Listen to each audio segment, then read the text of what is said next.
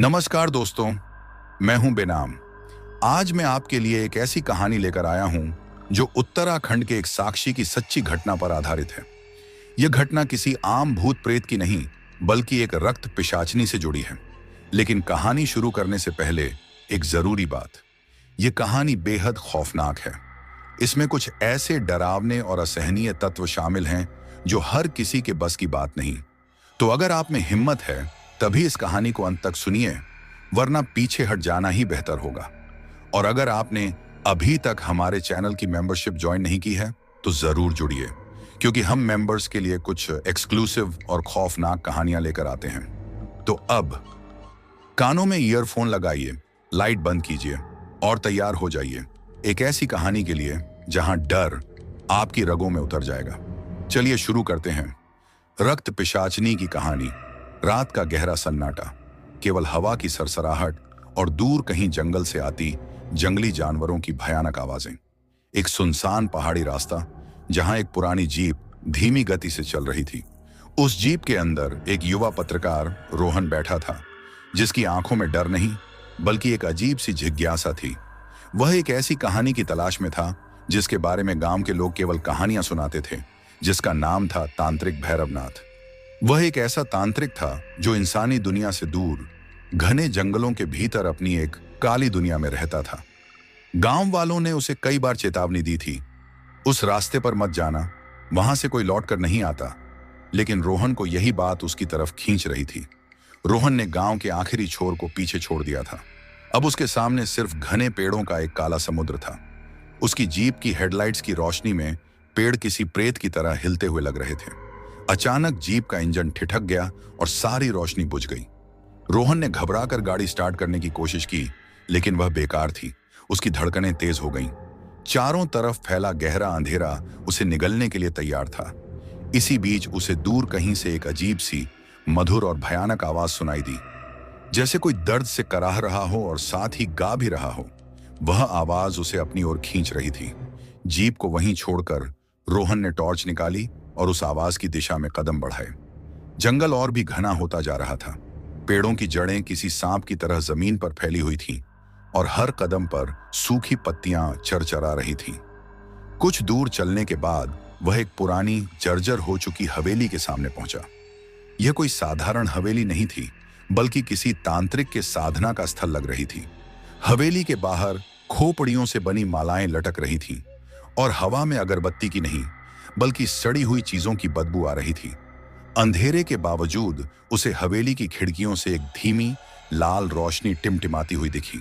वह हिम्मत करके हवेली के अंदर दाखिल हुआ। अंदर का माहौल और भी डरावना था। बीचों बीच एक बड़ा सा हवन कुंड जल रहा था, जिसकी लपटें अजीब सी लालिमा बिखेर रही थीं। दीवारें खून जैसे लाल रंग से रंगी हुई थीं, जिन पर भयानक आकृतियां बनी थीं। कोने में एक पिंजरा रखा था। रोहन ने देखा कि भैरवनाथ वहां मौजूद था, लेकिन वह कोई साधना नहीं कर रहा था। वह पिंजरे के सामने बैठा था और पिंजरे के भीतर बैठी हुई एक औरत को निहार रहा था। वह औरत बेहद खूबसूरत थी, लेकिन उसकी त्वचा बर्फ जैसी सफेद थी और उसकी आंखें अजीब सी लालिमा से चमक रही थीं। उसके चेहरे पर कोई भाव नहीं था। रोहन को लगा कि वह कोई बंदी है, लेकिन भैरवनाथ जिस तरह से उसके पास बैठा था, वह किसी कैदी के साथ बर्ताव नहीं था, बल्कि ऐसा लग रहा था मानो वह उसे पुचकार रहा हो। रोहन ने अपनी टॉर्च बुझा दी और एक कोने में छिपकर सब देखने लगा। तभी हवेली के अंदर हवा का एक तेज झोंका आया और एक पुराना दरवाजा चरमराकर खुल गया। उस दरवाजे के खुलने से अंदर की हवा में हलचल हुई और अचानक हवा के तेज प्रवाह से एक लोहे का बर्तन गिरकर फर्श पर टकराया। टन की तेज आवाज से सन्नाटा टूट गया। भैरवनाथ का चेहरा अचानक उस औरत की तरफ से मुड़ा और उसकी निगाहें सीधे उसी कोने की तरफ चली गईं जहां रोहन छिपा हुआ था। उसकी आंखों में चमक रही लालिमा तेज हो गई और एक डरावनी मुस्कान उसके चेहरे पर फैल गई। वह जानता था कि वह अकेला नहीं है। वह धीरे धीरे उठकर रोहन की तरफ कदम बढ़ाने लगा। भैरवनाथ की लाल आंखों ने रोहन को अंधेरे में भी बिल्कुल सही जगह पर पकड़ लिया था। उस कोने में छिपे हुए रोहन की सांसें मानो थमसी गईं। भैरवनाथ एक भयानक विकृत मुस्कान के साथ धीरे धीरे उसकी ओर बढ़ने लगा। उसकी चाल में एक अजीब सी खामोशी थी, जैसे कोई अदृश्य शक्ति उसे खींच रही हो। रोहन के दिमाग में हलचल मच गई। उसे पता था कि अब भागना बेकार है। वह अपने चारों ओर बिखरे हुए तांत्रिक सामानों की तरफ देखने लगा। हड्डियां, खोपड़ियां और एक बड़ा सा खंजर जो खून से लथपथ लग रहा था। एक पल के लिए उसने सोचा कि वह क्या करे। तभी उसकी नजर पिंजरे में बंद उस रहस्यमयी औरत पर पड़ी। उसकी आंखों में कोई डर नहीं था, बल्कि एक अजीब सी उदासी थी। उसकी त्वचा की सफेद चमक हवेली के अंधेरे में और भी ज्यादा अलौकिक लग रही थी। भैरवनाथ जब बिल्कुल उसके करीब आ गया तो उसने अपनी टॉर्च उसके चेहरे पर चमकाई। रोशनी पड़ते ही भैरवनाथ की आंखें और भी ज्यादा लाल हो गईं। तुम कहां से आए हो? उसकी आवाज किसी गड्ढे से आती हुई लग रही थी। तुमने यहां आने की हिम्मत कैसे की? क्या तुम्हें मौत से डर नहीं लगता? रोहन ने हिम्मत बटोरते हुए कहा, मैं एक पत्रकार हूं, मुझे तुम्हारे और इस औरत के बारे में जानना है। यह सुनते ही भैरवनाथ जोर से हंसने लगा। उसकी हंसी की गूंज पूरी हवेली में फैल गई। जानना चाहते हो तो सुनो। उसने अचानक अपनी जीभ को अपने अंगूठे से काट दिया और खून की कुछ बूंदें सीधे हवन कुंड में टपका दी। हवन कुंड की आग और भी तेज हो गई और एक भयानक बदबूदार धुआं पूरी हवेली में फैल गया। भैरवनाथ ने रोहन को अपनी शक्तिशाली भुजाओं में जकड़ लिया और उसे एक पुराने पत्थर के मेज पर फेंक दिया। रोहन ने देखा कि मेज पर पहले से ही कई तरह के तांत्रिक उपकरण रखे हुए थे। भैरवनाथ ने अपनी अंगुली से इशारा किया और पिंजरे का दरवाजा अपने आप खुल गया। वह खूबसूरत औरत बिना किसी आवाज के पिंजरे से बाहर निकली और धीरे धीरे भैरवनाथ के पास आ गई। रोहन ने देखा कि उसके पैरों में जंजीरें नहीं थीं, फिर भी वह एक कैदी की तरह ही बर्ताव कर रही थी। भैरवनाथ ने उस औरत का हाथ थामा और उसे प्यार से छूने लगा। इसकी खूबसूरती ने मुझे वर्षों से मोहित कर रखा है, भैरवनाथ ने कहा। गांव वाले इसे रक्त पिशाचिनी कहते हैं। हाँ, यह एक पिशाचिनी है जो रक्त पीकर जीवित रहती है। मैंने इसे अपनी साधना के बल पर नियंत्रित कर रखा है। रोहन के रोंगटे खड़े हो गए। मैं इसे अपनी पत्नी बनाना चाहता हूं, एक ऐसी पत्नी जो अमर हो, जो मेरी शक्तियों को अनंत कर दे, और मैं इसके साथ अपनी रातें रंगीन करना चाहता हूं। इसके साथ अपनी हवस को पूरा करना है। भैरवनाथ ने आगे कहा, आज रात यह साधना पूरी होगी और मैं इसे हमेशा के लिए अपनी पत्नी बना लूंगा और फिर इसके साथ संबंध बनाकर अपनी रातें रंगीन करूंगा। भैरवनाथ ने एक अजीब मंत्र का उच्चारण करना शुरू किया। उसकी आवाज से दीवारों पर बनी भयानक आकृतियां भी हिलने लगी। हवा में एक अजीब सी ऊर्जा महसूस हो रही थी। तभी रोहन ने देखा कि भैरवनाथ की पीठ पर एक बड़ा सा तांत्रिक चिन्ह बना हुआ था, जो उसकी शक्तियों का स्रोत था। उसके शरीर से नीले रंग की रोशनी निकल रही थी, जो हवेली के अंधेरे को और भी भयानक बना रही थी। रोहन को लगा कि अगर उसने कुछ नहीं किया तो यह तांत्रिक अपनी साधना पूरी कर लेगा और वह भयानक शक्तियां पालेगा, जिससे पूरी दुनिया में तबाही मच सकती है। उसे उस औरत के लिए भी दया आ रही थी। उसकी आंखें रोहन से कुछ कह रही थीं, जैसे वह मदद मांग रही हो। भैरवनाथ मंत्रों का उच्चारण करते हुए एक बड़े से पत्थर के सामने बैठ गया। उस पत्थर पर कई प्राचीन भाषा में कुछ लिखा हुआ था। उसने उस औरत को भी अपने सामने बिठाया।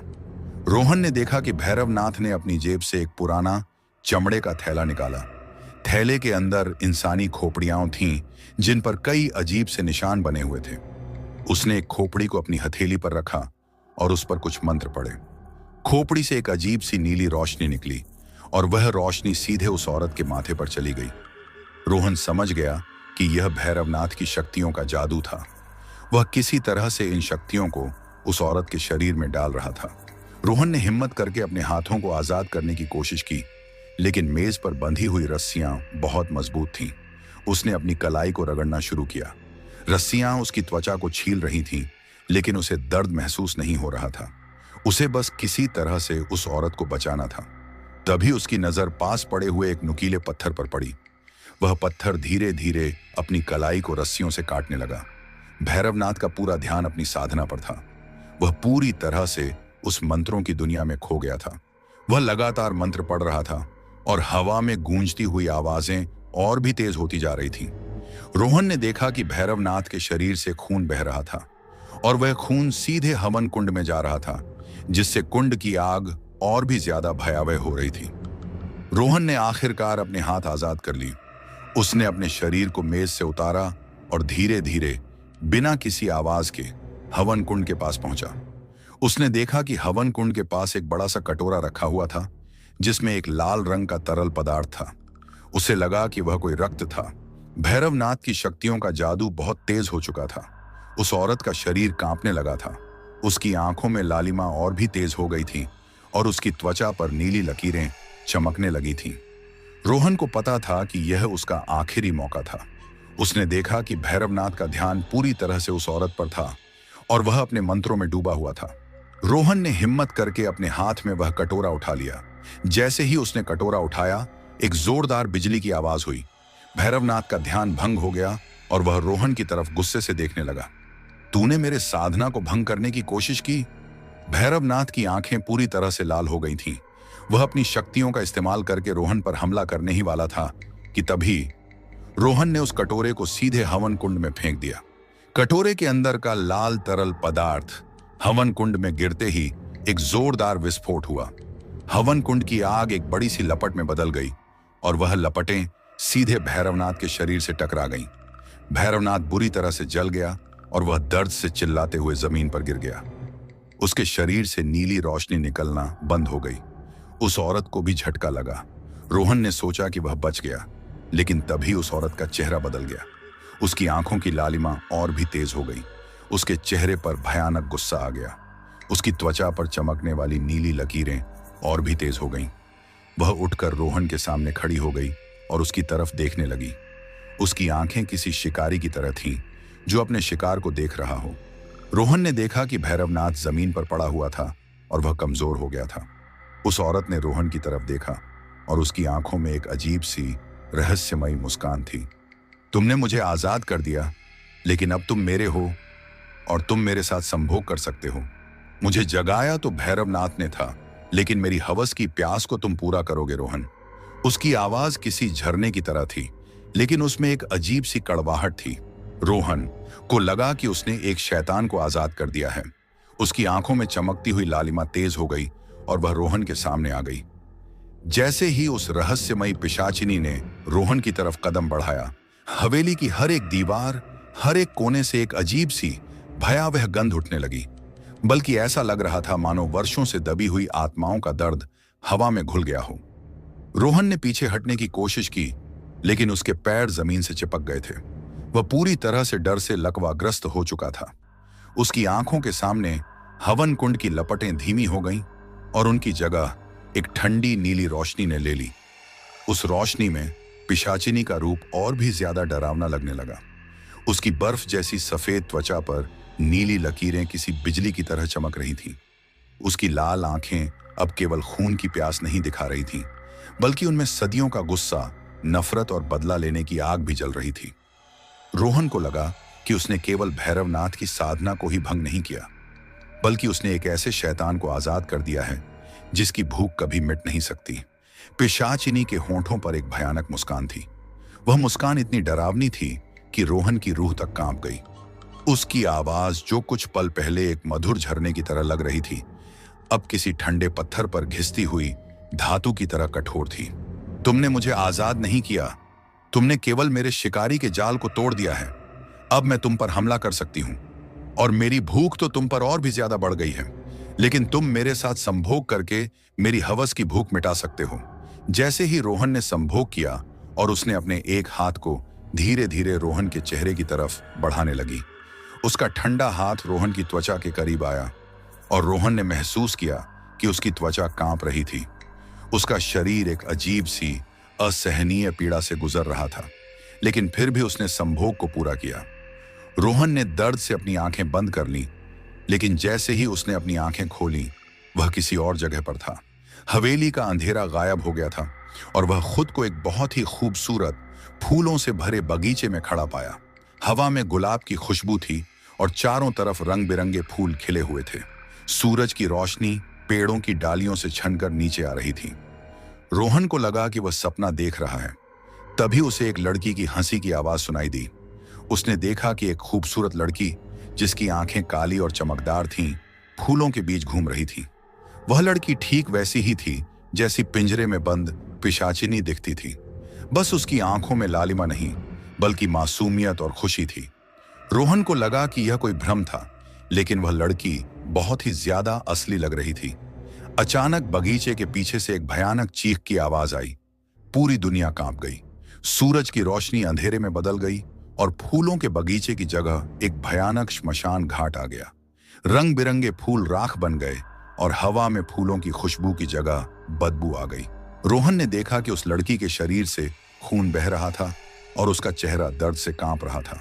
तभी उसकी आंखों में लालिमा आ गई और उसका चेहरा भयानक रूप से विकृत हो गया।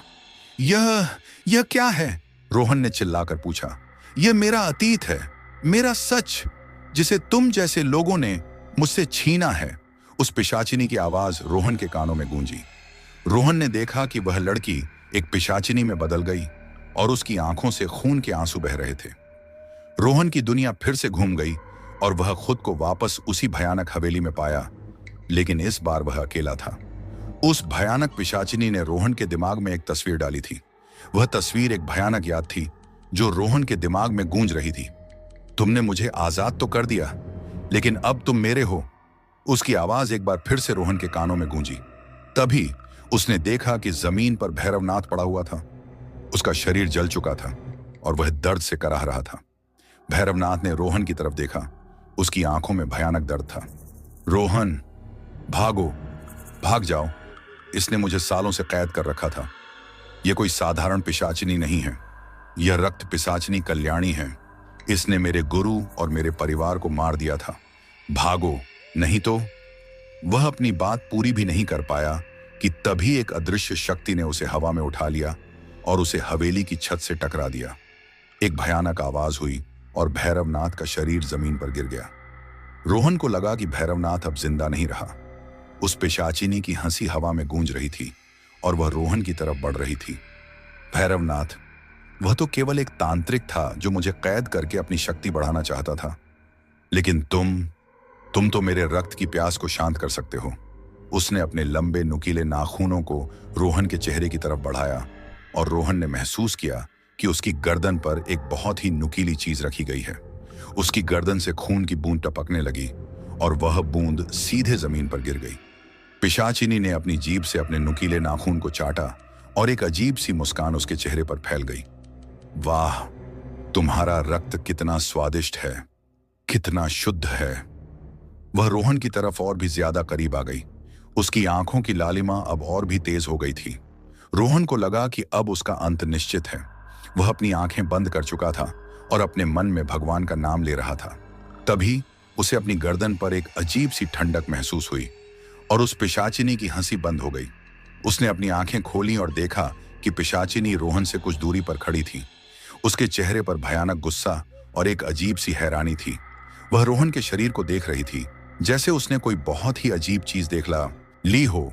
रोहन ने देखा कि उस पिशाचिनी का ध्यान उसके गले में लटक रहे एक पुराने चांदी के ताबीज पर था जो उसके पिता ने उसे दिया था। ताबीज पर एक बहुत ही पुराना अजीब सा निशान बना हुआ था। पिशाचिनी ने उस ताबीज को देखा और उसकी आंखें और भी ज्यादा चौड़ी हो गईं। यह ताबीज कहां से आया? उसकी आवाज कांप रही थी। यह तो मेरे गुरु का ताबीज है। यह तो मेरे गुरु के परिवार का चिन्ह है। वह अपनी बात पूरी भी नहीं कर पाई कि तभी उसने रोहन के हाथ पर एक जन्म चिन्ह देखा। वह जन्म चिन्ह भी बिल्कुल वैसा ही था जैसा उस ताबीज पर बना हुआ था। पिशाचिनी ने अपने सिर को झटका दिया और वह रोहन के करीब आ गई। उसने अपने हाथ से उस ताबीज को रोहन के गले से उतार दिया। ताबीज के उतरते ही रोहन को एक बहुत ही तेज असहनीय दर्द महसूस हुआ और वह जमीन पर गिर गया। उसकी आंखें बंद हो गईं और उसके शरीर से एक नीली रोशनी निकलने लगी। तुम मेरे गुरु के वंशज हो। तुम तो उसी शैतान के वंशज हो जिसने मुझे इस दुनिया में कैद किया था।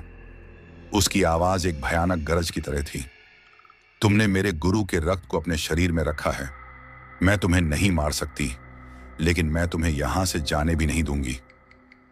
वह अपनी बात पूरी भी नहीं कर पाई कि तभी हवेली की छत से एक जोरदार बिजली की आवाज हुई। हवेली की छत का एक बड़ा हिस्सा टूटकर गिर गया। रोहन की आंखें बंद हो चुकी थीं और वह बेहोश हो गया था। उस पिशाचिनी के चेहरे पर भयानक गुस्सा और नफरत थी। वह रोहन के शरीर को लेकर हवेली के अंधेरे में गायब हो गई। हवेली में केवल अंधेरा था और भैरवनाथ का जला हुआ शरीर जमीन पर पड़ा हुआ था। भैरवनाथ की लाल आंखों ने रोहन को अंधेरे में भी बिल्कुल सही जगह पर पकड़ लिया था। उस कोने में छिपे हुए रोहन की सांसें मानो थम सी गईं। भैरवनाथ एक भयानक विकृत मुस्कान के साथ धीरे धीरे उसकी ओर बढ़ने लगा। उसकी चाल में एक अजीब सी खामोशी थी, जैसे कोई अदृश्य शक्ति उसे खींच रही हो। रोहन के दिमाग में हलचल मच गई। उसे पता था कि अब भागना बेकार है। वह अपने चारों ओर बिखरे हुए तांत्रिक सामानों की तरफ देखने लगा। हड्डियां, खोपड़ियां और एक बड़ा सा खंजर जो खून से लथपथ लग रहा था। एक पल के लिए उसने सोचा कि वह क्या करे। तभी उसकी नजर पिंजरे में बंद उस रहस्यमयी औरत पर पड़ी। उसकी आंखों में कोई डर नहीं था, बल्कि एक अजीब सी उदासी थी। उसकी त्वचा की सफेद चमक हवेली के अंधेरे में और भी ज्यादा अलौकिक लग रही थी। भैरवनाथ जब बिल्कुल उसके करीब आ गया तो उसने अपनी टॉर्च उसके चेहरे पर चमकाई। रोशनी पड़ते ही भैरवनाथ की आंखें और भी ज्यादा लाल हो गईं। तुम कहां से आए हो? उसकी आवाज किसी गड्ढे से आती हुई लग रही थी। तुमने यहां आने की हिम्मत कैसे की? क्या तुम्हें मौत से डर नहीं लगता? रोहन ने हिम्मत बटोरते हुए कहा, मैं एक पत्रकार हूं, मुझे तुम्हारे और इस औरत के बारे में जानना है। यह सुनते ही भैरवनाथ जोर से हंसने लगा।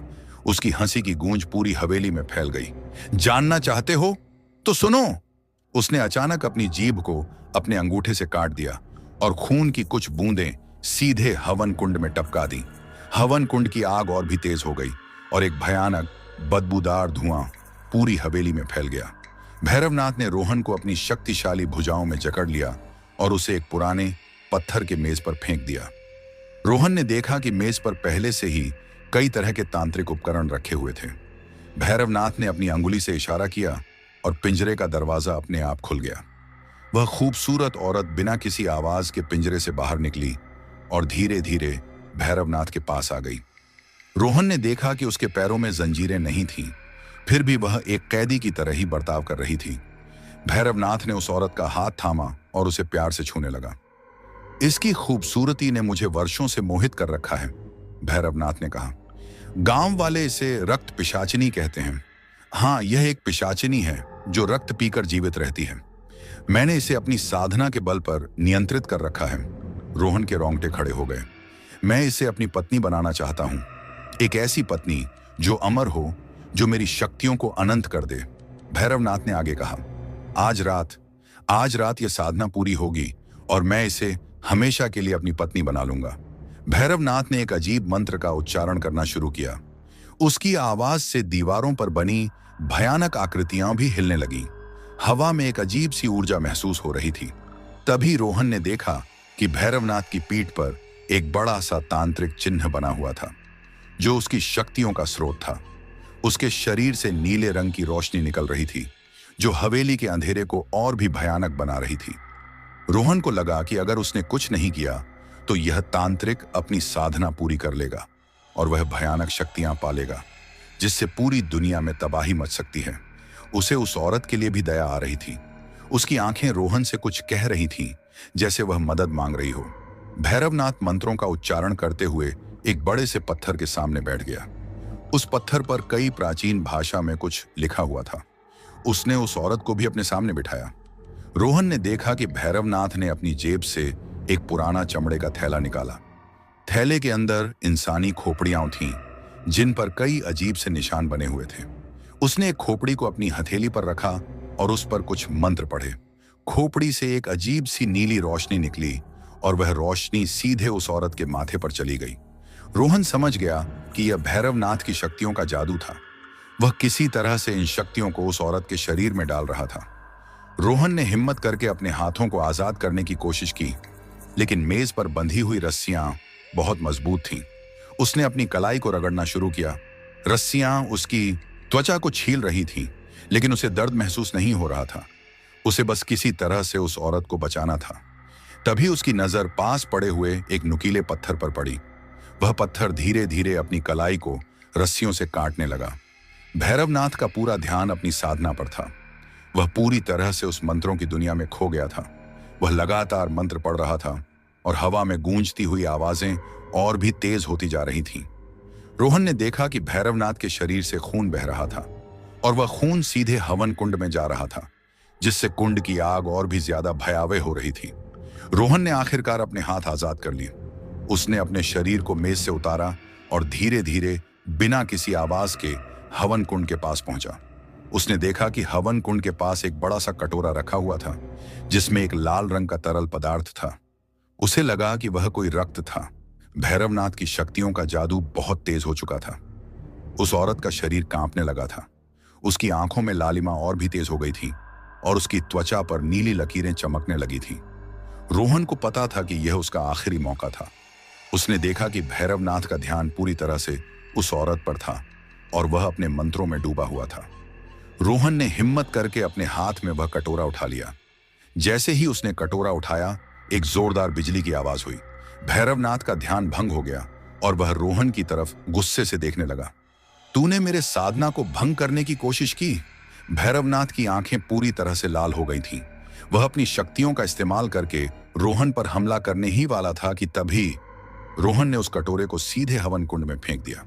कटोरे के अंदर का लाल तरल पदार्थ हवन कुंड में गिरते ही एक जोरदार विस्फोट हुआ। हवन कुंड की आग एक बड़ी सी लपट में बदल गई और वह लपटें सीधे भैरवनाथ के शरीर से टकरा गईं। भैरवनाथ बुरी तरह से जल गया और वह दर्द से चिल्लाते हुए जमीन पर गिर गया। उसके शरीर से नीली रोशनी निकलना बंद हो गई। उस औरत को भी झटका लगा। रोहन ने सोचा कि वह बच गया, लेकिन तभी उस औरत का चेहरा बदल गया। उसकी आंखों की लालिमा और भी तेज हो गई। उसके चेहरे पर भयानक गुस्सा आ गया। उसकी त्वचा पर चमकने वाली नीली लकीरें और भी तेज हो गईं। वह उठकर रोहन के सामने खड़ी हो गई और उसकी तरफ देखने लगी। उसकी आंखें किसी शिकारी की तरह थीं, जो अपने शिकार को देख रहा हो। रोहन ने देखा कि भैरवनाथ जमीन पर पड़ा हुआ था और वह कमजोर हो गया था। उस औरत ने रोहन की तरफ देखा और उसकी आंखों में एक अजीब सी रहस्यमयी मुस्कान थी। तुमने मुझे आजाद कर दिया, लेकिन अब तुम मेरे हो। उसकी आवाज किसी झरने की तरह थी, लेकिन उसमें एक अजीब सी कड़वाहट थी। रोहन को लगा कि उसने एक शैतान को आजाद कर दिया है। उसकी आंखों में चमकती हुई लालिमा तेज हो गई और वह रोहन के सामने आ गई। लो, अब मैं तुमसे मिल सकती हूं और मैं हमेशा तुम्हारी पत्नी बनाकर रहूंगी और जो चाहो जैसे भी चाहो मेरे साथ संभोग कर सकते हो। अब कहानी समाप्त होती है। तो क्या भैरवनाथ अभी भी जिंदा है और क्या वह वापस आ पाएगा? रोहन ने अपनी हवस को पूरा कर लिया है। उस पिशाचनी के साथ में आप लोग कमेंट में जरूर बताएं। और अब बारी है उन खास नामों की जिन्होंने हमारे पिछले वीडियो पर कमेंट किया और हमें अपना प्यार दिया। वैन, सुमन जी गाजीपुर से 2, राज सिंह गाजियाबाद उत्तर प्रदेश से 3, मजीद भाई मालदीव से 4, अनोखे लाल उत्तर प्रदेश से 5, पीके अमेठी उत्तर प्रदेश से 6, फिजा जी पाकिस्तान से आप सभी का तहे दिल से शुक्रिया। आपने न सिर्फ वीडियो को लाइक किया बल्कि कमेंट करके हमारा हौसला भी बढ़ाया। ऐसे ही अपना प्यार देते रहिए। अगर आप चाहते हैं कि अगली बार आपका नाम भी हमारे वीडियो में लिया जाए तो इस वीडियो को लाइक करें, कमेंट जरूर करें और शेयर करना मत भूलिए। और हाँ, अगर आपने अभी तक हमारे चैनल की मेंबरशिप ज्वाइन नहीं की है तो जरूर करें। शायद कुछ लोग सोचें कि अब ये सब पैसों के लिए कर रहे हैं, लेकिन भाई ऐसा बिल्कुल नहीं है। आपके एक एक रुपए की कीमत है हमारे लिए। मैं आपकी मेहनत की कमाई को कभी भी बर्बाद नहीं जाने दूंगा। हर मेंबर के लिए हम कुछ ना कुछ एक्स्ट्रा खास और दिल से करते हैं। तो देर मत कीजिए, ज्वाइन कीजिए और हमारे इस खौफनाक सफर का हिस्सा बन जाइए। अगर आपको यह एपिसोड पसंद आया है तो लाइक करें, इस कहानी को अपने दोस्तों के साथ शेयर करें और कमेंट करके बताएं कि आपको सबसे ज्यादा क्या पसंद आया। साथ ही अगले एपिसोड का इंतजार करें और हमारे चैनल को सब्सक्राइब करना न भूलें।